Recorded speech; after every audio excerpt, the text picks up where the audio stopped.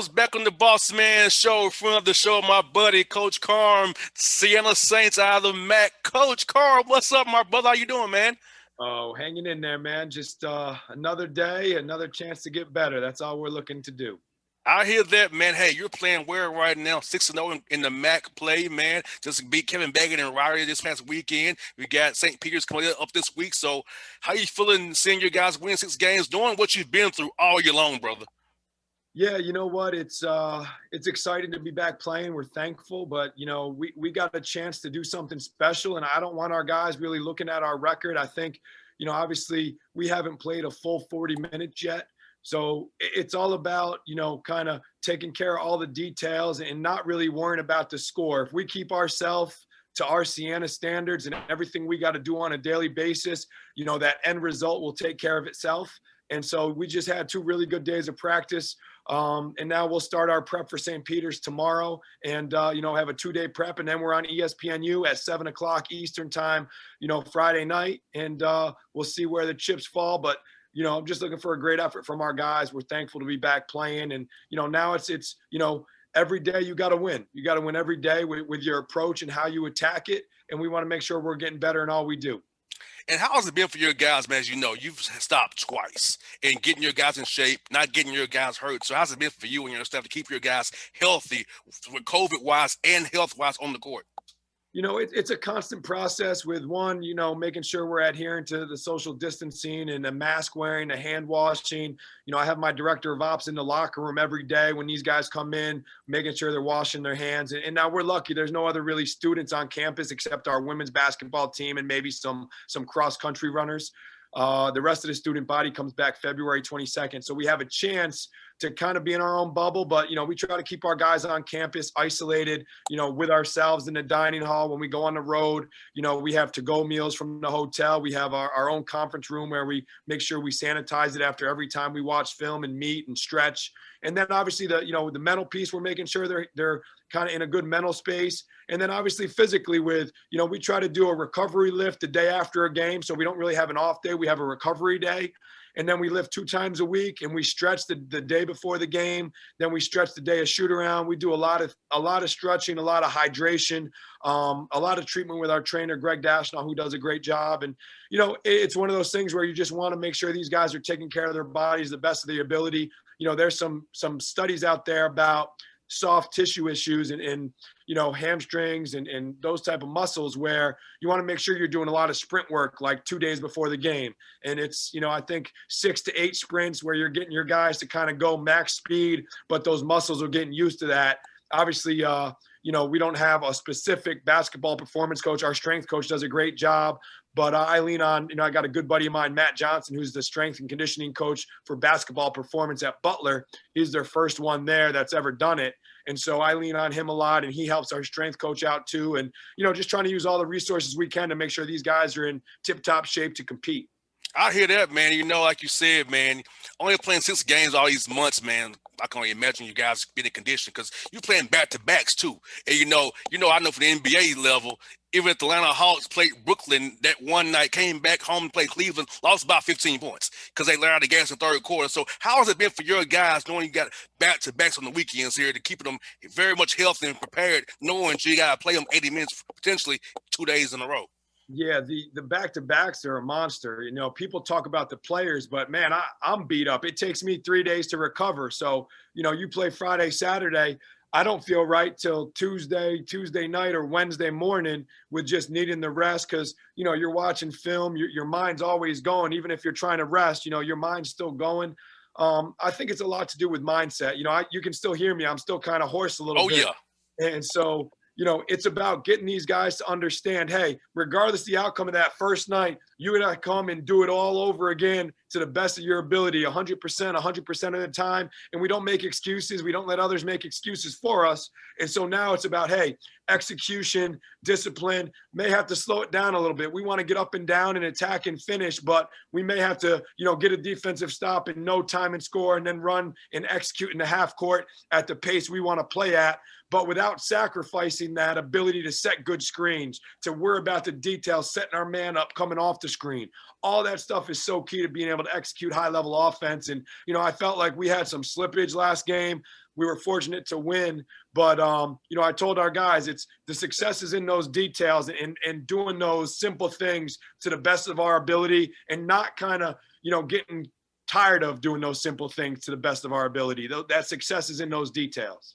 Yeah, because as you know, man, you know, when you're tired, you kind of lack on your principle, whether it be reaching. You don't want to slide. You don't want to, because you know when you're tired, you get lazy. So making sure that you fight through that mental hurdle that the body wants to quit, but you can't quit, fight through and do it the right way, because guess what? You'll win the game eventually, because every win counts right now, because you don't know when you'll play again.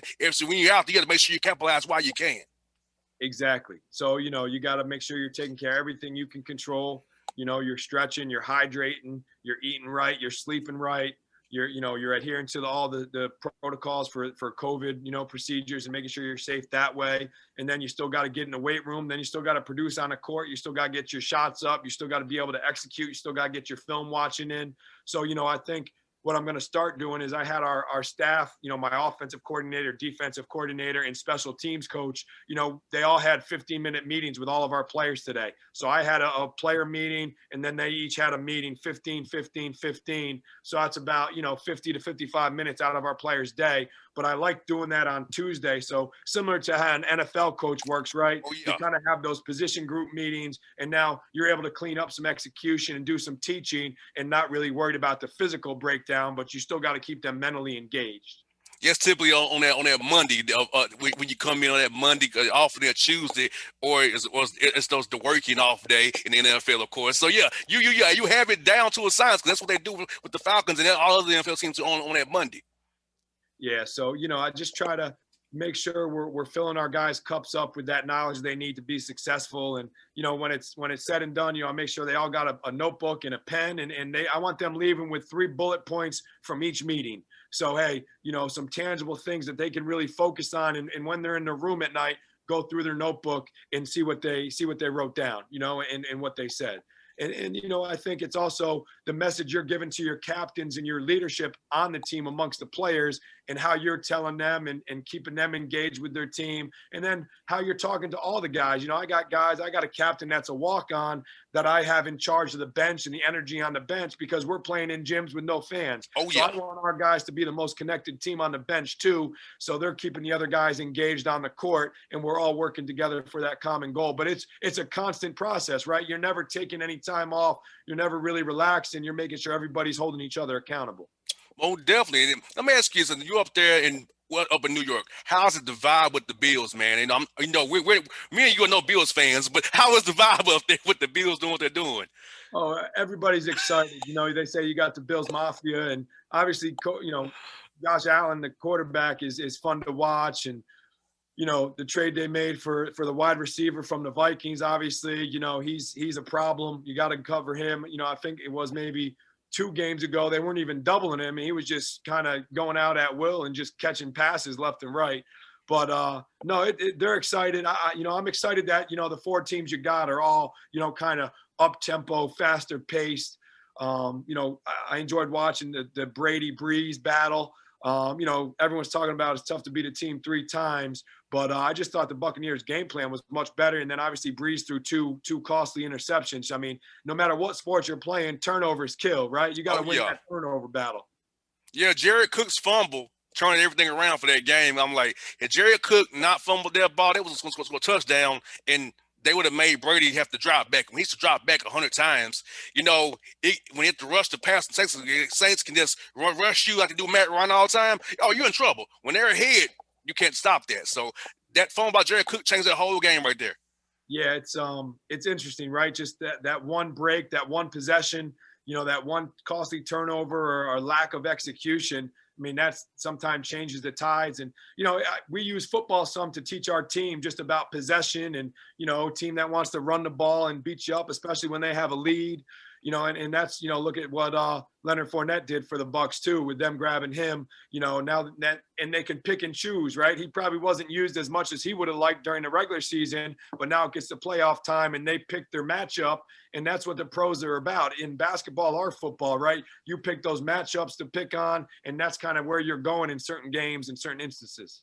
Most definitely. And let me ask you, us being fans of the Atlanta Falcons, what is your favorite Falcon uniform? Mine is the old Chris Chandler, Jeff George Falcon, the old school ones from the 90s. What's your favorite Falcons jersey?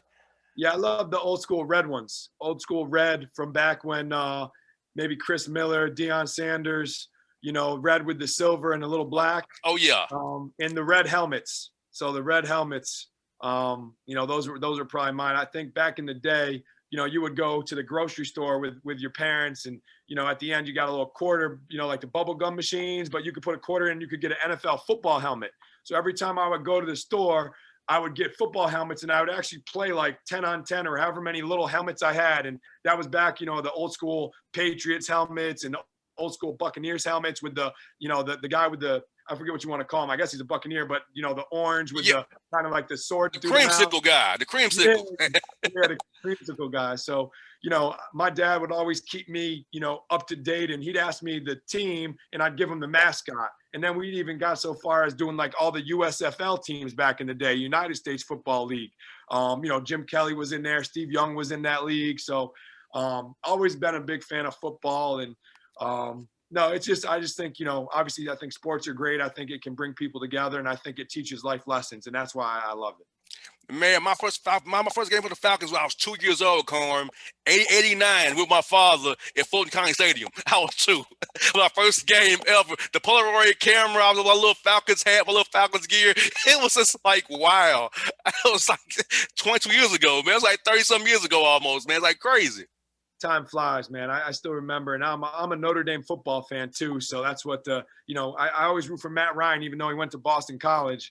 And my first Notre Dame football game, I was in 9th grade. My dad took me out to South Bend, and it was the 17-17 tie Notre Dame Michigan game. So that was back, I want to say, Rick Meyer, Jerome Bettis, Reggie Brooks, Rodney Culver. That was all the guys. And my other fond memory of that was I want to say Notre Dame was playing for the national championship, and the Rocket, Raheem Ismail, was like the returner in the game. And I forget what the bowl game was, but it was for the national title. And he returned a kickoff for a touchdown, and they called it back because of holding. And I was heartbroken. That was like my biggest heartbreak as a little kid was that holding call on the Rocket. And so, what's crazy is I grew up right in the shadow of the Georgia Dome. I grew up two streets up the road off Simpson, which is the Dome is on Alvin Island and North Side. I was 2 miles from the Dome growing up. So my dad always took us to at least two games a year, bro. Always. It was always going to be the 49ers when it was in the NFC West, and always Tampa. Was going to go to those 2 games always, man. It was always fun, man. So my dad put in me the Atlanta Falcons, Atlanta Braves, Atlanta Hawks. That was my whole life. It's all I've known my whole life, living in Atlanta. No, I used to watch the Hawks back in the day. That was kind of right when I started playing basketball, when Spud Webb and Dominique were there. So those were, that was just kind of amazing to watch them too play together. And obviously Doc Rivers played for the Hawks for a little bit. So, I was familiar with him, and just it's just so many great childhood memories. And it's funny how it comes back to some Atlanta teams, Carmen, what's crazy for me, growing up in Atlanta, been a young kid, been for the Hawks, but now I'm covering the teams here that I grew up cheering for, right? Now I can talk to Dominique Wilkins like a colleague and a friend. When I was cheering for him as a kid, to me, it's amazing that how cool Nick is. He's so laid back and reserved. He doesn't act like he's Dominique Wilkins. He's just a cool dude who loves to talk to you, talk ball with you, talk football with you too. No, it's awesome. I tell everybody this every day. Like you're living your dream with being engaged in sports and the community that you grew up in and the professional teams you cheered for. And, same thing for me. I'm coaching a program that I grew up watching and had a chance to play for, and then come back and help as a director of ops, and then help as an assistant. And now I'm the guy, running the ship. And, it's just a blessing. You're never really, you got to pinch yourself sometimes when it's your job and you're getting paid to do something, but you love to do it. And it's, it's a lot of work, but it's not work. It's a passion. It's love, and, thankful to be able to make an impact. So it's great. Now, I haven't told you this privately, but I'm telling you this publicly. You inspired me, man. You got me involved more in the community than I ever been. Because I saw what you did with your organization, Coaches for Change. Because helping with this runoff elections here, with people on the ground here, giving people water, taking people food at the polls, man. I thought about what you were doing, and I said, let me do this. I can do this here locally here. So you inspired me, Carmen. You said, I can tell you what you did, man. And I really got involved in the elections more than I ever have previously until talking to you about what you're doing with voting and helping people out, Coaches for Change, man. So I must tell you, man, you definitely sparked something in me, brother. No, I appreciate it. It's funny. I'm talking to a friend, and, where we bring Coaches for Change is, I think we can all be agents of change, and we can say, hey, we got, members from all over different schools, different conferences in the U.S. And what do you want to be the mission of your school, right? Use Coaches for Change as kind of the background, but say, hey, at school X, Y, and Z, our Coaches for Change idea is going to be to feed 500 homeless peoples at this shelter every month, or it's going to be to do an after school clinic for people that can't afford daycare or after school sitting while they're still at work. It could be a plethora of things, as long as we're behind it and we're saying, hey, we want to be a coach for change, and then you implement with that kind of as the idea, you implement whatever you think is needed in your community. And that way you're empowering everybody, and everybody's kind of invested. And I think that's the biggest thing. It doesn't have to be political. It doesn't have to be about voting. We wanted to make sure we were educating our student athletes and getting people engaged and registered to vote, because that's just, I think, a necessity in a democracy. But at the end of the day, now it's about being able to say Black Lives Matter. It's about being able to say, hey, I'm standing up. You can't say that that's not right, or you see something and you can call something out. It's funny. Obviously, Martin Luther King Day was yesterday, and you get so many people that only want to post stuff about him on the anniversary, right? And well, what are you doing those other 364 days of the year? How are you impacting your community for a positive growth with talking about social injustices and racism? And what are you doing to help it? Not just on that one day a year where you want to post something on Facebook or social media with a great quote from Martin Luther King. That's not really anything for me. I mean, I think you got to live your life as opposed to just kind of trying to tell people about your life on social media. Most definitely, Carmen. That's why I said going forward, I'm going to do more civic engagement work in the community, get people education-wise, helping them out, help our young kids, get them in the sports youth programs. Because I feel like, man, I realized this, Carmen, over the summer, that this show impacts so many people, because I got so many emails about how, thank you, JR, for doing the show, because you're helping me, give me a break from this COVID and all this stuff. So, Coach, I already didn't know, Carmen, until reading these emails, how much impact I had on people with this show. I already didn't, bro. No lie to you. I had no idea to this summer. Yeah, and that's the other thing we try to do. We did a video for we had a elderly fan in a nursing home whose daughter was an alum, and her family had multiple alums, and they said, hey, my mom was really down and out. She couldn't see her grandkids. She couldn't see her kids because she's in a nursing home. And, we told her your guys' games were, streamed on ESPN, ESPN Plus, ESPN3, ESPNU, whatever, we were on at that time. And it brought her joy. And so my thing is, we can bring so many people joy just by, being who we are and playing a good brand of basketball and staying committed to one another and showing that genuine care and love, where, we can bring people joy that can't get out, that may be, confined to spaces because of certain circumstances, whether it be COVID or, just overall well-being and health. So at the end of the day, we just look to make a positive impact in anything we can do to bring people together and bring them some joy. Man, Carl, thank you for your time, brother. Hey, I think I got to get the radio here real soon. We'll give some time to get ready for that, man. But thank you for us giving some time on the show, man. You're a good friend of mine. I appreciate our friendship, man. You're always good to me, brother. Anytime I can help you, let me know, brother. Thanks, JR. Appreciate you, buddy. Have a great day. You too, brother. See you soon now. See you later. All right.